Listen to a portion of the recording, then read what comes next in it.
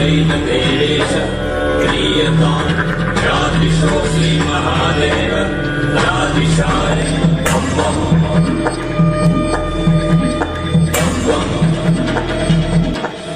धर शिवलिंगा बहुविध रंगा गाल बजावे गहले। जयलिंग पूजे शिव साहेब मेले तो पूजो क्यों ना खैले।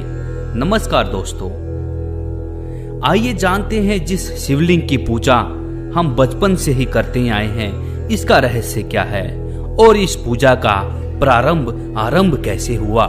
दोस्तों, हम आपको बताने जा रहे हैं कि इसका प्रमाण कहाँ है। आप देख रहे हैं शिव महापुराण। शिव महापुराण जिसके प्रकाशक हैं खेमराज श्री कृष्णदास प्रकाशन मुंबई। हिंदी टीकाकार अनुवादक हैं विद्यावरिधि पंडित ज्वाला प्रसाद जी। भाग 1 में विद्वेश्वर संहिता अध्याय 5 पृष्ठ 11 पर नंदीकेश्वर यानी शिव के वाहन ने बताया शिवलिंग की पूजा कैसे प्रारंभ हुई।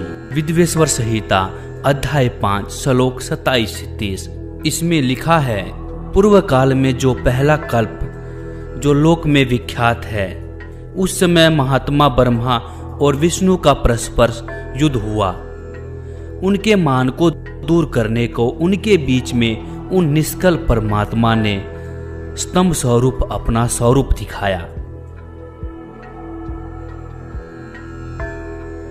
श्लोक 28 में लिखा है, तब जगत के हित की इच्छा से निर्गुण शिव ने उस तेजोमय स्तंभ को अपने लिंग आकार का स्वरूप दिखाया।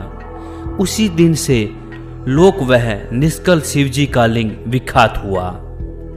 विद्वेश्वर संहिता पृष्ठ 18 अध्याय 9 श्लोक 40 से 43 भगवान सदाशिव कह रहे हैं कि इससे मैं अज्ञात स्वरूप हूँ, पीछे तुम्हें दर्शन देने के निमित्त साक्षात ईश्वर तत्वक्षणी मैं सगुण रूप हुआ हूँ। श्लोक 40 में लिखा है, मेरे ईश्वर रूप को सकल तत्व जानो, यह निष्कल स्तंभ ब्रह्म का बोधक है।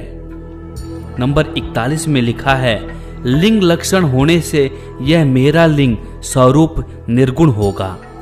इस कारण हे पुत्रों, तुम नित्य ही इसकी अर्चना करना।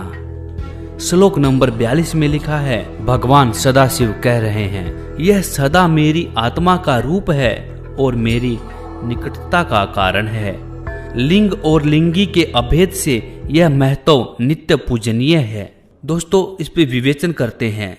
यह विवरण श्री शिव महापुराण खेमराज श्री कृष्णदास प्रकाशन मुंबई द्वारा प्रकाशित है। इसमें सदा शब्द लिखा है। इसमें स्पष्ट है कि काल ब्रह्म ने जानबूझकर शास्त्र विरुद्ध साधना बताई है, क्योंकि यह नहीं चाहता कि कोई शास्त्रों में वर्णित साधना करे। इसलिए अपने लिंग यानी गुप्तांग की पूजा करने को कह दिया। पहले तो तेजोमय स्तंभ ब्रह्मा तथा विष्णु के बीच में खड़ा कर दिया, फिर शिव रूप में प्रकट होकर अपनी पत्नी दुर्गा को पार्वती रूप में प्रकट कर दिया और उस तेजोमय स्तंभ को गुप्त कर दिया और अपने लिंग यानी गुप्तांग के आकार की पत्थर की मूर्ति प्रकट की तथा स्त्री के गुप्तांग यानी लिंगी की पत्थर की मूर्ति प्रकट की। उस पत्थर के लिंग को लिंगी यानी स्त्री की योनि में प्रवेश करके ब्रह्मा तथा विष्णु से कहा कि यह लिंग तथा लिंगी अभेद रूप है, यानी इन दोनों को ऐसे ही रखकर नित्य पूजा करना। इसके पश्चात यह बेशरम पूजा देखा देखी चल रही है।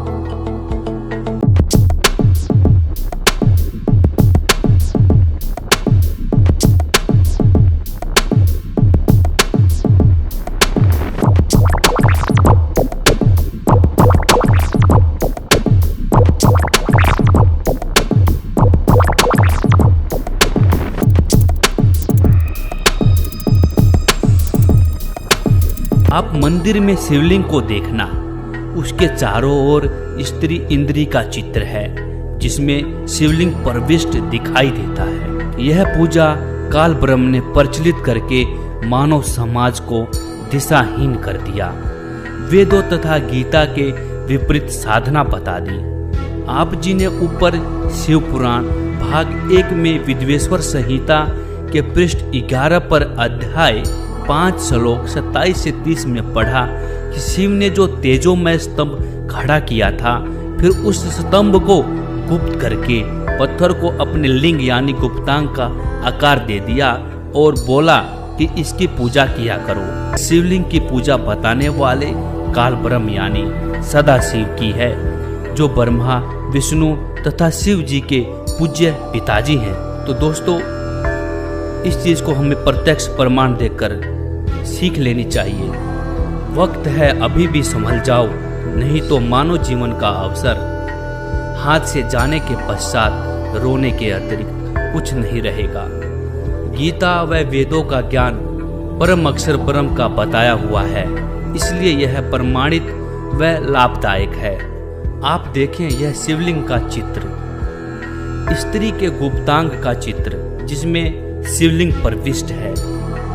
शिव का लिंग गुप्तांग का चित्र जो आप ये देख रहे हैं, एक खड़ा पत्थर देख रहे हैं, यह शिवलिंग का चित्र है।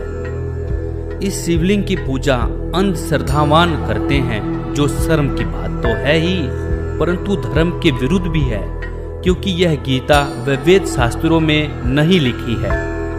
इसका खंडन सूक्ष्म वेद में इस प्रकार कबीर साहिब जी करते हैं कि धर शिवलिंगा बहुविध रंगा, गाल बजावे कहले, जयलिंग पूजे शिव साहिब मिले, तो पूजो क्यों ना खैले। इसका सरलात करके संत रामपाल जी महाराज बताते हैं, परमेश्वर कबीर जी ने समझाया है कि तत्वहीन मूर्ति पूजक अपनी साधना को श्रेष्ठ बताने के लिए गहले यानी ढीठ व्यक्ति गाल बजाते हैं, यानी व्यर्थ की बातें बड़बड़ करते हैं, जिनका कोई शास्त्र आधार नहीं होता।